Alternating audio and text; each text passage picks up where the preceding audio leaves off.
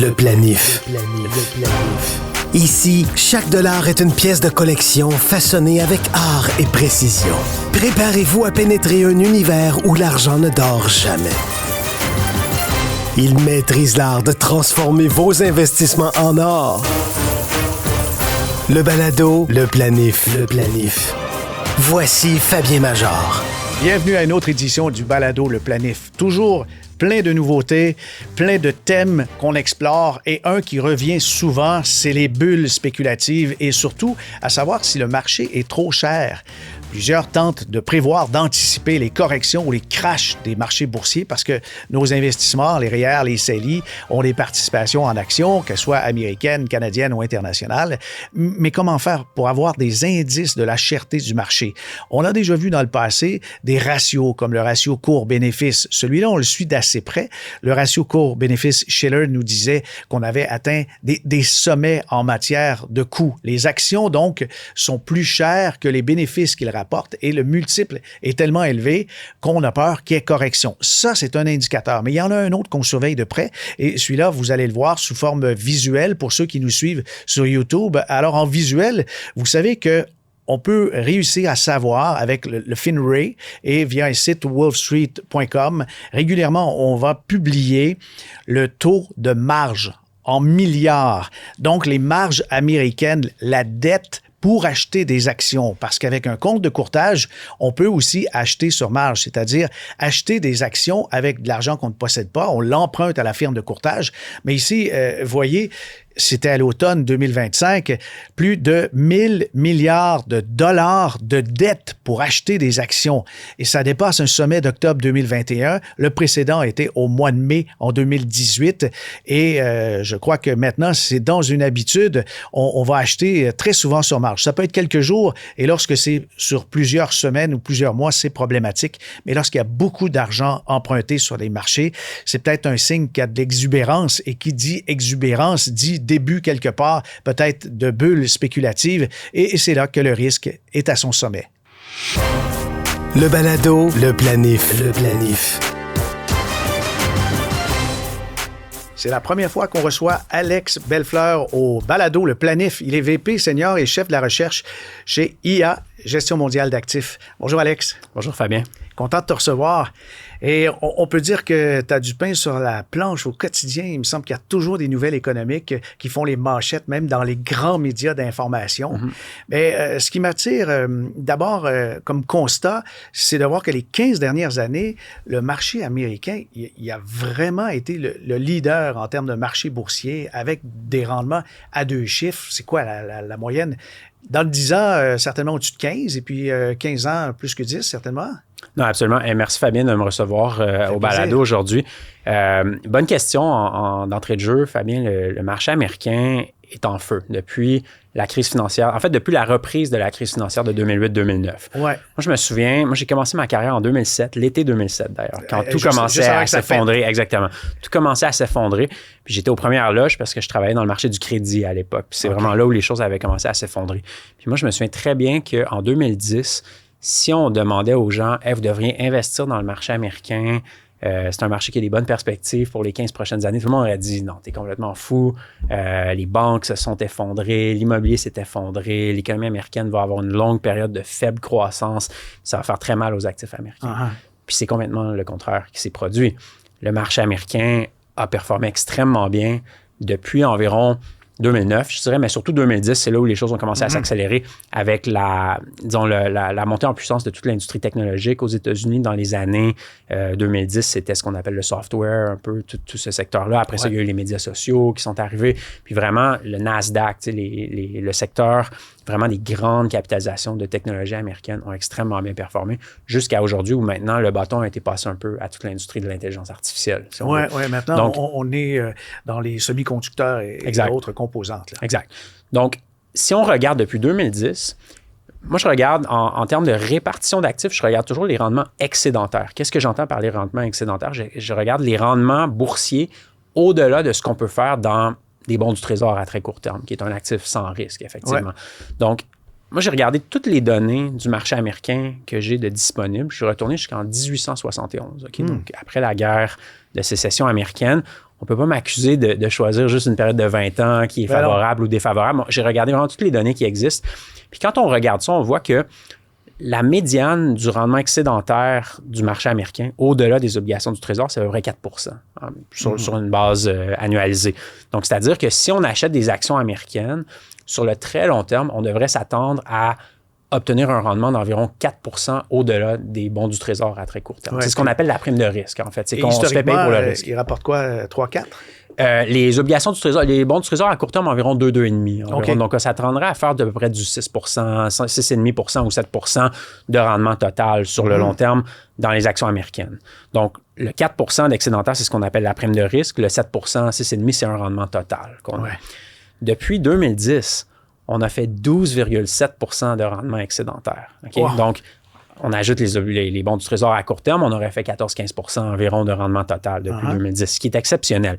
Maintenant, si on place ça dans la distribution, le 12,7 de rendement excédentaire qu'on a fait depuis 2010, c'est meilleur que 93 de toutes les observations depuis 1871. Donc, on est dans le top 7 des meilleurs rendements sur une période de 15 ans. C'est vraiment exceptionnel. Donc, les gens me demandent souvent, Alex, penses-tu qu'on pourrait répéter ça dans les 15 prochaines années? Puis oui, on pourrait répéter ça. C'est pas impossible. Mais sur la longue durée, il y a à peu près une chance d'environ 7 qu'on répète ça. La probabilité ne joue pas en faveur. Exactement. Puis il y a environ 93 de probabilité que les rendements soient inférieurs. Maintenant, il faut faire attention. Ça ne veut pas dire que les rendements vont être négatifs. Ça ne veut pas dire que les rendements vont s'effondrer ou quoi que ce soit, mais ça se pourrait qu'on retourne vers la moyenne. Tout simplement qu'on ait des rendements de 6-7 environ, quelque chose comme ça. C'est ce que les probabilités nous diraient en général. Mais de dire on va mieux faire dans les 15 prochaines années qu'on a fait dans les 15 dernières, c'est très peu probable. Il y a une cliente hier, et puis je salue son intelligence. Lise a fait des petites recherches un peu dans le même sens que tu dis, mais elle a demandé à différents moteurs d'intelligence artificielle quels sont les rendements attendus dans les 10 prochaines années. À sa grande surprise, ça a dessoufflé sa balloune. Elle espérait des 10-15, mais tout ce qu'on a fait comme recherche, évidemment, c'est à partir de ce qui a été publié, puis ça tend plus vers du 4-5 %. Elle a dit, mais comment est-ce possible puisque les dernières ont été si fortes? Là-dessus, est-ce qu'on n'escamote pas un peu tout ce qui peut rapporter lié à l'intelligence artificielle dans l'avenir? Parce qu'il y a quand même des belles promesses ou encore il y a des tendances lourdes qui vont vers des gains de productivité immenses. Exact. Mais en fait, ça, c'est un exercice de prévision à long terme comme ça. C'est ce qu'on appelle un exercice d'attente de rendement du marché des capitaux. Beaucoup de grands gestionnaires institutionnels font ça. Puis généralement, ça se base sur quelque chose. Ça se base sur, premièrement, quelles sont les perspectives de croissance, qui est ce que vous avez évoqué, Fabien, l'intelligence artificielle, la croissance des bénéfices, tout ça. Mais il y a également un élément de valorisation du marché, c'est-à-dire sur la longue durée, la valorisation du marché a tendance à revenir à ses moyennes de long terme en général. Puis c'est là où le bas blesse un petit peu pour les actions américaines, c'est que la valorisation est présentement très élevée. Donc, il y a deux dynamiques qui entrent en jeu. La première, c'est oui, les perspectives de croissance sont bonnes, effectivement. Comme on le dit, il y a des nouveaux développements dans l'industrie technologique qui semblent mener à une très forte croissance. Mais de l'autre côté, il y a la valorisation qui vient temporiser ça un petit peu, puis c'est là où le bas blesse. Je pense quand on regarde la valorisation, tu entends par là peut-être les ratios qui disent que les actions se négocient peut-être à des multiples trop élevés par rapport à leurs bénéfices. Ben, c'est ça. Puis la question, c'est est-ce que la croissance qui est attendue est déjà intégrée dans les multiples de valorisation? C'est possible que ça ne le soit pas, puis qu'on continue à augmenter, mais c'est aussi possible qu'avec la hausse qu'on a vue dans les dernières années de la valorisation, que ça soit déjà là. Donc, quand on regarde les rendements sur 10 ans environ, moi, je pense qu'on va avoir quelque chose qui est beaucoup plus près de la moyenne de long terme, qui est à peu près du 6 ou 7 environ, que encore une fois, du 15 Maintenant, pour avoir du 3-4 il faudrait que quelque chose de négatif se produise, parce que là, on serait en bas de la moyenne. Il faudrait qu'il y ait une crise, il faudrait qu'il y ait un choc ou quelque chose comme ça. Puis, par définition, ces événements-là sont difficiles à anticiper. L'investisseur moyen conduit un peu comme sa voiture avec ses miroirs qui lui donnent l'image de ce qui est rapproché, de ce qui est très proche dans le passé. Mais il y a quelques dizaines d'années, chaque marché a connu ses heures de gloire et c'est pas que le marché américain qui a été payant. Non, exact. Puis c'est là où je pense qu'il y a une certaine urgence justement d'avoir cette discussion-là avec des investisseurs, de envisager de se diversifier à l'international présentement. Parce que, justement, on regarde les 15 prochaines années aux États-Unis, puis on se dit, bon, probablement que ça ne sera pas aussi bon que les 15 dernières années. Maintenant, un des marchés qui a été le pire marché dans les années 2010, ça a été le marché européen. Qu'est-ce qui s'est passé en Europe dans les années 2010? crise grecque, crise irlandaise, crise italienne, crise espagnole. C'était les dominos, les États souverains qui chutaient les uns après les autres. Problème de dette, désendettement des consommateurs, banques qui chutaient les unes après les autres. Puis ça a mené quand même à des réformes assez profondes en Europe. Tu sais, la Grèce a quand même réformé son économie de manière assez significative. Il n'avait pas le choix. Il n'avait pas le choix. Ils étaient au bord du gouffre. Même chose pour l'Irlande. L'Irlande, ça a été un des revirements de situation les plus spectaculaires des dernières années. Ils étaient carrément au bord de la faillite, puis ils ont eu une croissance exceptionnelle après ça. Même chose pour le Portugal, l'Espagne, etc. Si on regarde d'ailleurs, l'Espagne et l'Italie, cette année, sont parmi les meilleurs marchés boursiers qui font des 27-28% de rendement environ cette année. Donc, moi, je regarde les 15 prochaines années, puis je me dis, bon, est-ce que cette rotation-là pourrait s'effectuer? Est-ce que ça aurait du sens de, tout en demeurant investi aux États-Unis, parce qu'on ne peut pas ignorer le marché américain, c'est quand même un mastodonte avec des méga capitalisations, mais est-ce qu'on pourrait commencer à se diversifier un petit peu dans d'autres régions comme l'Europe, où les perspectives sont meilleures, les évaluations sont plus faibles? Un autre marché qui est super intéressant, à mon avis, c'est le Japon. Si on aime avoir une exposition à la technologie et à l'intelligence artificielle, le Japon en a plein. Le Japon est extrêmement exposé à ces secteurs-là, mais ça se fait avec des cours d'évaluation qui sont beaucoup plus faibles que ce qu'on voit dans le marché américain.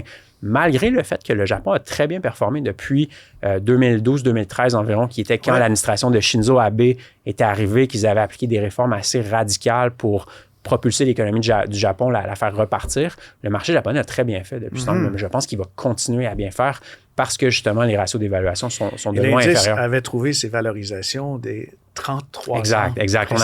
On a surpassé le sommet de 1989. En fait, la bulle japonaise, c'était en 1989 quand tout le monde pensait un peu que le Japon allait dominer le monde, puis c'est effectivement pas du tout ça qui s'est produit après la bulle immobilière. Mais tu n'as pas parlé de la Chine quand tu parles des marchés internationaux. Pourquoi? Bien, la Chine, c'est complexe parce que il y a, où commencer quand on parle de la Chine? C'est une énorme économie, un énorme marché.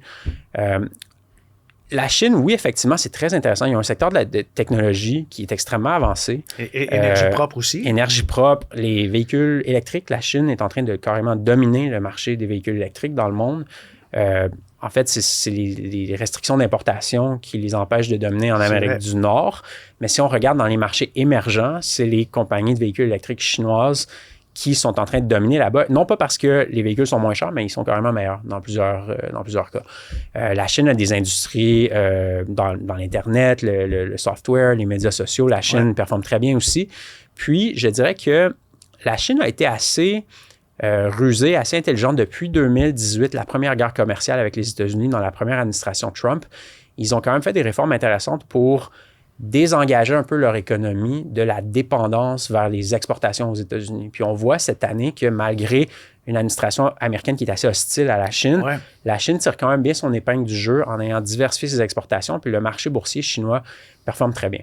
Donc oui, il y a de belles choses qui se passent en Chine et les évaluations boursières sont de loin inférieures à ce qu'on voit aux États-Unis ou ailleurs dans le monde. Mais est-ce qu'elles Il y a également une part plus sombre de la Chine également, puis c'est là où je trouve que il faut faire un peu attention avant de se dire « OK, je vais aller investir en Chine. » Moi, je pense à l'exactitude des données. L'exactitude des données, disons la certitude que la propriété privée sera respectée. Hein? Si les investisseurs étrangers viennent investir en Chine, disons qu'il y avait un choc géopolitique avec Taïwan, par exemple. Hein? La Chine n'a jamais caché son ambition de...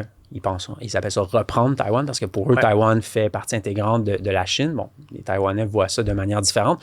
Mais si jamais la Chine nous lançait j'utilise un langage, des euphémismes, mais une opération militaire spéciale, comme le président russe appelle l'intervention en Ukraine, pour reprendre Taïwan, puis qu'il y avait des sanctions qui étaient appliquées contre la Chine, est-ce que les investisseurs occidentaux qui ont investi en Chine verraient leur propriété protégée? Il y a cette question-là aussi. Puis on a vu que depuis qu'il y a de plus en plus de tensions géopolitiques avec la Chine, beaucoup de grands investisseurs institutionnels canadiens se sont désengagés de la Chine, ont décidé de réduire leurs investissements en Chine justement parce qu'ils ont peur de cet aspect-là géopolitique. Donc, je pense que oui, on peut investir en Chine, mais il faut le faire de manière prudente, de manière agile, être prêt à retourner à changer son fusil d'épaule si jamais... Peut-être de manière indirecte aussi, avec des entreprises qui ont des intérêts là-bas, mais sans avoir une exposition directe.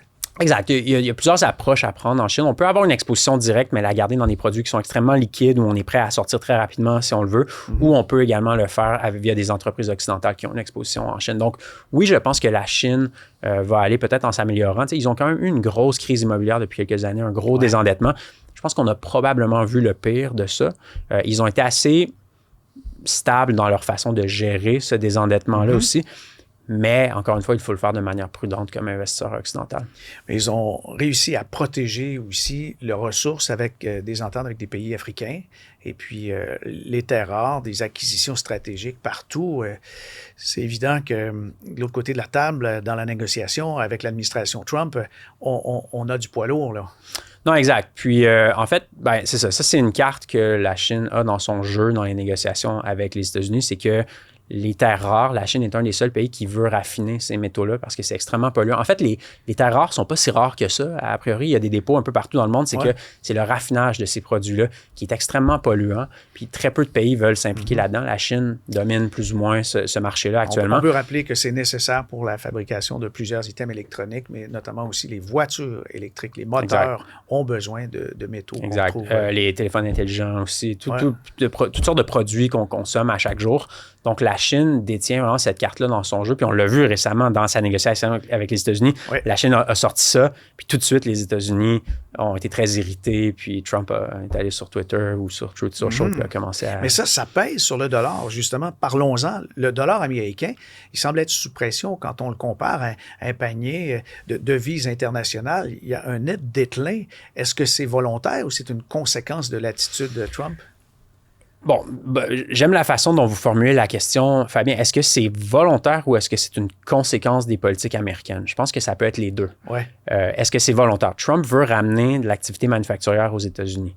C'est sûr qu'il pourrait mettre toutes sortes de tarifs ou de barrières tarifaires sur toutes sortes d'importations de produits finis ailleurs dans le monde. Mais au final, les Américains sont une économie de consommation. Les États-Unis n'ont pas un taux d'épargne très élevé. Le rêve américain, c'est quoi? C'est avoir une grosse maison, une grosse voiture, puis consommer, puis avoir un bon niveau de vie. Ouais. Donc, la consommation aux États-Unis représente la part du lion dans le PIB aux États-Unis. Donc, les Américains vont toujours trouver une façon de, si on veut, se substituer des produits qui sont plus chers à des produits moins chers qui viennent d'ailleurs. Maintenant, si on agit via la devise, qu'on rend la devise américaine plus compétitive, si on veut, c'est-à-dire moins cher par rapport aux autres devises. Là, ça devient plus difficile pour les Américains d'importer des produits et peut-être qu'ils vont consommer un petit peu plus domestiquement ou tout simplement qu'ils vont épargner un petit peu plus. Puis ce qu'on appelle le déficit du compte courant, qui est en fait, grosso modo, le déficit commercial des États-Unis plus quelques autres éléments. Davantage les Américains importent beaucoup plus qu'ils n'exportent. Mais si le dollar américain se dévaluait, ça serait peut-être la meilleure façon de fermer la balance commerciale américaine. Mais en quoi c'est un problème, le déficit commercial? Puisque si c'est un choix de société de dire on ne veut plus fabriquer des souliers et des conserves, tout ça, tout ce qui nécessite du travail à la chaîne, on peut ramener les manufactures, mais même en Chine, ils sont rendus ailleurs avec les dark factories, des usines où il n'y a plus d'humains qui travaillent. Le déficit commercial n'est pas un problème tant et aussi longtemps que les étrangers sont prêts à le financer. Donc, moi, par exemple, si j'ai un déficit de mes finances personnelles, que je dépense plus que je gagne, je peux emprunter pour financer ça. Ce n'est pas la meilleure décision, peut-être sur une base personnelle, mais un État souverain n'est pas comme un individu. Les États souverains sont capables de faire ça. Donc, tant et aussi longtemps que les Allemands, les Italiens, les Chinois, les Japonais sont prêts à acheter des obligations du Trésor pour financer le déficit commercial américain, ce n'est pas un problème. Mais ce qu'on a vu cette année, c'est que justement, avec la détérioration des relations commerciales entre les États-Unis, l'Europe, les États-Unis, l'Asie, les étrangers sont un petit peu moins chauds à l'idée de financer le déficit commercial américain et aussi parce qu'il y a quand même des risques inflationnistes à long terme aux États-Unis. Donc, est-ce qu'on veut nécessairement acheter des obligations du Trésor à des taux d'intérêt qui sont peut-être un peu moins attrayants? Donc, c'est là le problème. C'est est-ce que les Américains sont capables de financer ce déficit-là? Dans la décennie 2010 aussi, on avait un très gros acheteur des obligations du Trésor américaine qui était la Réserve fédérale. Via son programme d'assouplissement quantitatif, il y avait très peu d'inflation à l'époque.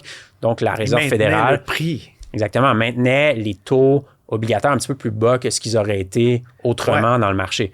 Maintenant, on a plutôt eu l'inverse dans les dernières années. On a le resserrement quantitatif, c'est-à-dire que les taux d'intérêt ont augmenté parce qu'il y avait plus d'inflation, puis la Réserve fédérale a réduit la taille de son bilan également. Malgré le fait que Trump veuille faire baisser les taux d'intérêt pour stimuler l'économie, je ne pense pas qu'on se redirige vers un assouplissement quantitatif. Donc, Maintenant, il incombe aux Américains et aux étrangers de financer le déficit commercial américain.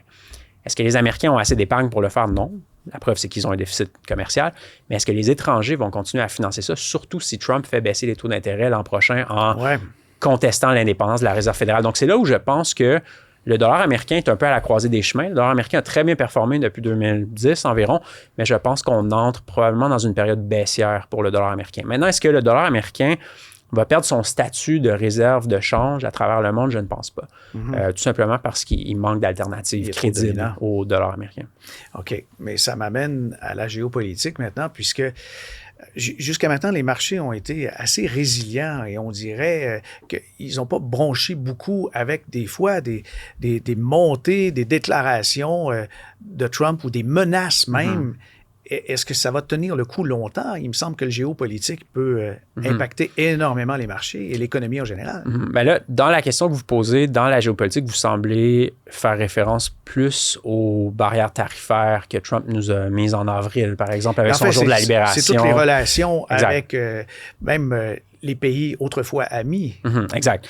Donc, c'est ça qui est intéressant. Ce que je remarque présentement, c'est que sous Trump, les États-Unis ne veulent plus nécessairement assumer le rôle de gendarme du monde. Hein. C'était un peu la Pax Americana, là, depuis la guerre froide. Il y avait une superpuissance dans le monde, c'était les États-Unis, puis les États-Unis établissaient un peu la loi un peu partout dans la géopolitique. Puis il y avait ce qu'on appelait l'unipolarité. Hein. Il y avait seulement un pôle géopolitique dans le monde, c'était les États-Unis. Donc, dans cet environnement-là, il y avait très peu de conflits en général parce que les États-Unis arrivaient puis mettaient fin au conflit. Puis les seuls conflits qu'il y a eu, c'est les Américains qui les avaient déclenchés, comme en Irak, par exemple. Là, depuis, la plupart des gens mettent le début de ça à peu près au milieu des années 2010 ou après la crise financière. On est dans un monde qui est plus multipolaire, c'est-à-dire qu'il y a plusieurs pôles géopolitiques dans le monde. Les Américains sont encore une grande puissance, mais ils ne sont plus la seule grande puissance. Non. La Chine a beaucoup fait croire ses capacités militaires. Il y a la Russie sous Poutine qui s'est réarmée, puis avec les résultats qu'on a vus. Puis maintenant, l'Europe semble avoir des velléités de reprendre sa sécurité en main en général. Donc, on a plusieurs pôles dans le monde. Puis ce système multipolaire-là, parce qu'il y a plus seulement un seul gendarme qui vient éteindre les feux un peu partout, le système multipolaire fait qu'il y a de plus en plus de petits conflits qui éclatent un peu partout. Comme par exemple, cette année, Russie-Ukraine continue depuis 2022. Cette année, on a eu Israël-Gaza depuis le 7 octobre 2023, mais qui s'est transféré en une guerre ouverte là, entre Israël et l'Iran. Cette année, la guerre des 8 jours qu'on a appelée. Même une attaque sur le Qatar. Exact. Puis c'était quand même hallucinant là, de voir les missiles voler entre Israël puis l'Iran. On a eu Arménie-Azerbaïdjan aussi. Il y a toutes sortes de petits conflits qui arrivent un peu partout comme ça. Maintenant, pour les marchés comme investisseurs, la façon, puis je vais faire venir avec ça, mais pour dire, je pense que cet environnement-là va continuer parce que les États-Unis, justement, ne veulent plus être le gendarme du monde. Donc, maintenant, la Chine va prendre plus de rôle, la Russie aussi, puis peut-être certains autres pays comme l'Inde, par exemple, ou l'Europe en général qui pourrait s'unifier sur le plan de la défense. Donc, de plus en plus de conflits, ça, c'est certain. Maintenant, qu'est-ce que ça veut dire pour les investisseurs? C'est là où il faut faire attention. Est-ce qu'un conflit est important sur une base systémique pour les investisseurs? Israël-Iran était assez contenu. Je pense que quand c'est arrivé, il y a eu un choc dans le marché qui a anticipé, l'or a augmenté, le pétrole a augmenté. On l'a pris. Mais très rapidement, ça s'est dissipé quand c'est devenu clair que, d'une part, Israël avait la supériorité et d'autre part, que d'autres acteurs essayaient de leur offrir une porte de sortie un petit peu au conflit. Donc, même chose pour la Russie et l'Ukraine. Hein. Quand c'est arrivé, moi, je travaillais dans une caisse de retraite en 2022 quand c'est arrivé. Puis, on avait quand même anticipé le coup parce qu'on avait des consultants géopolitiques qui nous avaient parlé. On s'était protégé, on avait acheté de l'or, du pétrole, tout ça. Mais ça, c'était quand même un gros choc pour les marchés quand c'est arrivé en 2022 parce que ça ajoutait un choc inflationniste. Donc, la question, c'est est-ce que les conflits géopolitiques viennent endommager un peu l'économie mondiale, viennent rendre les chaînes d'approvisionnement, le commerce mondial moins fluide, puis créer de l'inflation, créer de la perturbation. Dans le cas d'Israël et l'Iran, cette année, la réponse a été non. Dans le cas de la Russie et l'Ukraine en 2022, la réponse immédiate a été oui. Il y a eu des problèmes sur les marchés du blé, les marchés agricoles, les marchés énergétiques aussi, mais très rapidement, on a vu que le régime de sanctions envers la Russie qui avait été mis en place par les États-Unis et les Européens était faite de sorte à créer le moins de disruption ou le moins de perturbations possibles pour l'économie mondiale parce que, justement, les Européens et les Américains n'étaient pas prêts à se priver carrément du pétrole russe puis à avoir un pétrole qui allait aller à 150 $. Donc, c'est ça qu'il faut analyser un petit peu dans la géopolitique. Je pense que ça va demeurer un sujet très chaud. Puis en fait, la grande question géopolitique des prochaines 10 années, à mon avis, c'est qu'est-ce qui arrive avec Taïwan et la Chine. Parce que si la Chine décidait d'agir pour annexer Taïwan, là, le conflit Russie-Ukraine, ça serait de la petite bière comparé à ça parce que Taïwan est beaucoup plus critique dans les chaînes d'approvisionnement mondiales au niveau des semi-conducteurs, au niveau de l'électronique. Et tout le détroit de la mer de Chine, tout ça, le passage, je pense que c'est le plus dense. Et si la Chine contrôlait ça, ben, il y aurait des gros problèmes sur le commerce mondial, mais surtout, je vois votre smartphone ici, Fabien, il serait très difficile de se procurer un smartphone neuf si on n'avait pas accès aux semi-conducteurs de Taïwan. Donc, les prix pourraient augmenter significativement. Donc ça, il faut le regarder. Je pense que en fait, les Américains veulent pivoter vers l'Asie, veulent se désengager de l'Europe, se désengager du Moyen-Orient. Par contre, les Américains en ont peut-être fini avec le Moyen-Orient. Je ne pense pas que le Moyen-Orient en a fini avec les Américains. Donc, ça, c'est à considérer. Mais je pense qu'ils essaient de se désengager de l'Europe, du Moyen-Orient pour se concentrer de plus en plus vers l'Asie pour justement prévenir un conflit entre Taïwan et la Chine qui serait plus dommageable. Le balado, le planif. La question du beau-frère. Alex, on t'a gardé la question du beau-frère Sarto de Valleyfield qui dit « François Trahan n'est pas un imbécile. En 2023, il a prévu une grave crise économique. Il parlait de l'apocalypse sur les marchés. Où est-ce qu'on en est dans la fin du monde économique? » Ben, on est en 2025, fin 2025, puis le monde tourne toujours. Donc, je dirais que la prévision de M. Trahan, que j'estime beaucoup d'ailleurs, ne s'est pas avérée. Maintenant, il faut toujours faire attention avec ces prévisions-là un petit peu apocalyptiques. Je pense que... Quand c'est trop précis, là. Quand c'est trop précis. En fait, il y a un vieil adage pour les économistes qui dit de ne jamais mettre une date sur une prédiction parce que c'est là où on a l'air un peu fou quand ça arrive pas. À propos des prédictions apocalyptiques, historiquement, les apocalypses économiques, là, moi, j'ai connu celle de 2008. Mars 2020, c'était quand même difficile aussi, quoique ça a été très bref. C'est des choses qui arrivent à peu près aux 15-20 ans environ. Des grosses récessions graves, des grosses secousses arrivent à peu près aux 15-20 ans. On en a vécu une en 2020, on en a vécu une en 2008. Il y en a eu des plus petites dans la décennie 2010, mais qui n'ont jamais duré très longtemps.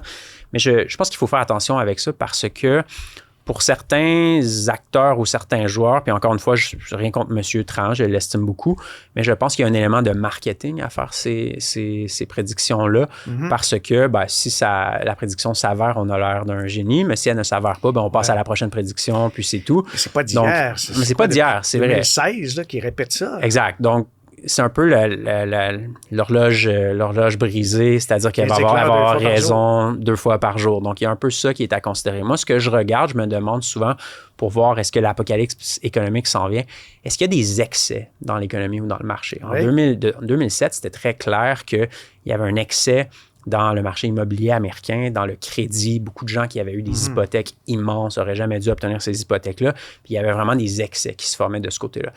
Une caractéristique de la période 2010 à la COVID, peut-être, c'est qu'il y a eu très peu d'excès parce que, justement, on sortait d'une crise financière puis les banques étaient très réticentes à l'idée de prêter énormément à des emprunteurs qui avaient un moins bon crédit. Maintenant, quels sont les excès qu'on voit dans l'économie actuelle? Bon, peut-être, moi, je regarde certains éléments, peut-être au niveau de l'intelligence artificielle, il y a peut-être un excès d'optimisme un peu par rapport à... Puis, en même temps, je pense que l'intelligence artificielle va vraiment profondément transformer nos économies, notre façon de travailler. Donc, oui, je pense qu'il y a vraiment quelque chose là. Par contre, est-ce que l'optimisme actuel est justifié? Je ne sais pas. Je ne suis pas un expert en intelligence artificielle, mais je me pose la question. Pas tout quand même, les secteurs économiques. Non, exact. C'est assez circonscrit à ce secteur-là. Donc, je n'ai pas vraiment de réponse. Je me pose la question. Un autre secteur que je regarde un peu, c'est tout le secteur du crédit privé, par exemple. Dans les années 2010, comme j'expliquais tout à l'heure, les banques c'était beaucoup retranché, avaient moins été prêtes à prêter parce qu'il y avait de la réglementation Basel II, toutes sortes de réglementations fédérales américaines qui faisaient qu'il était plus difficile aux banques de prêter à des entreprises, à des particuliers. Donc, dans cette désintermédiation financière-là, un acteur qui est arrivé, c'était toute l'industrie du crédit privé qui est arrivé et qui s'est dit, nous, on va se substituer aux banques. Puis je pense qu'il y a beaucoup de très bon travail là, qui se fait dans l'industrie du crédit privé. Je ne veux pas critiquer l'industrie en général, mais souvent, quand on a une industrie qui a une très, très forte croissance comme ça, il peut y avoir certains coins de l'industrie qui sont un petit peu plus risqués, un petit peu moins rigoureux, je dirais. Puis là, on a commencé à voir depuis quelques semaines, il y a eu des éléments de fraude dans certains emprunts aux États-Unis. Certaines banques régionales se sont fait prendre là-dedans. Certaines firmes de crédit privé aussi. Donc, c'est un sujet que je regarde. Est-ce que ça m'empêche de dormir la nuit? Non. C'est plutôt mes jeunes enfants qui m'empêchent de dormir la nuit, mais ça ne m'empêche pas de dormir. Mais disons que c'est quelque chose que je regarde. Mais pour répondre à la question de monsieur de Valleyfield, je pense l'apocalypse économique, par définition, elle est très difficile à prédire. Puis, honnêtement, je ne mettrais pas trop de poids à ces prédictions-là. Merci. Avec plaisir. Le balado, le planif. Dans l'angle mort, avec Isabelle Bérard.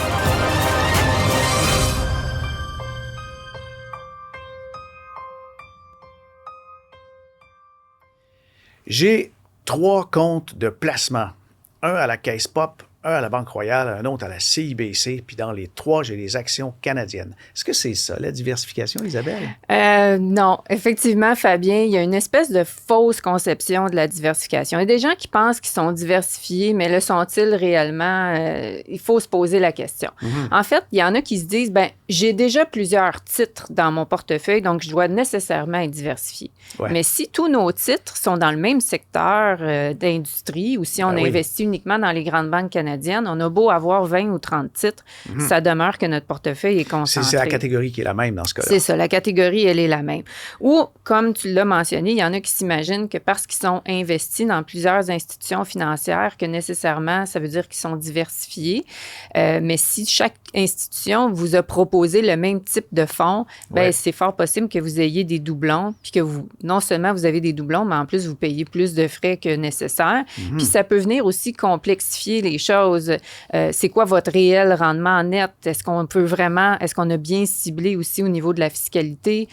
Puis ça peut rendre plus difficile le décaissement aussi une fois rendu à la retraite. Oui, absolument. Donc, évidemment, ce n'est pas la quantité de titres qui compte, mais c'est bien la qualité de la diversification. OK. Mais là, c'est pas clair. Alors, quelqu'un qui dit « je veux être diversifié comme il faut », qu'est-ce qu'il doit demander à son planificateur, sa planificatrice? Bien, en fait, il faut s'assurer que nos placements sont répartis dans des secteurs variés, donc différents types de secteurs variés. On veut aussi être dans différentes zones géographiques. Donc, oui, c'est bien d'être investi au Canada, mais on veut aussi ne pas négliger les marchés internationaux. Les différents styles de gestion également, petite capitalisation, grande capitalisation, les différents types d'actifs, donc actions, obligations, immobilier, liquidité. Oui, puis on a aussi l'alternatif qui commence à les fonds faire parler. alternatifs qui sont très populaires, effectivement. Dans le fond, il faut regarder son portefeuille de façon globale, pas uniquement compte par compte. Il faut aussi diversifier, évidemment, nos classes d'actifs, éviter les doublons entre les différentes institutions financières. Assurez-vous de vous faire accompagner par un conseiller en placement qui va vous permettre de bien diversifier votre portefeuille puis qui va éviter là, justement que vous ayez... La redondance puis des doublons. C'est ça. Là. Donc, la diversification, c'est une stratégie. Ce qu'on cherche ici, c'est... on ne veut pas nécessairement multiplier les comptes. Ça ne va pas nécessairement vous protéger davantage. Ouais. Ce qu'on recherche, c'est la complémentarité des titres entre eux pour faire en sorte que notre portefeuille va être beaucoup plus résilient lorsqu'il va y avoir des tempêtes. Alors, si jamais vous avez des doutes, vous croyez que votre portefeuille n'est pas assez diversifié, allez donc vous chercher un deuxième avis. Le balado, le planif. Ça conclut l'épisode pour aujourd'hui, mais si vous avez des questions, des suggestions à nous faire, des demandes particulières, vous pouvez m'écrire fm@fabienmajor.com. Merci à l'équipe de Cube Studio pour la production, montage, éclairage et aussi la patience. Vous pouvez les contacter pour vos besoins à pub@cube.ca. Le balado que vous venez justement d'entendre est disponible en vidéo, en audio sur l'application et le site cube.ca, ainsi que sur toutes les plateformes de balado-diffusion et sur YouTube. Le balado Le Planif est aussi diffusé à la radio et télé sur la chaîne de Cube les samedis à midi et les dimanches 19h. Ici Fabien Major. À bientôt.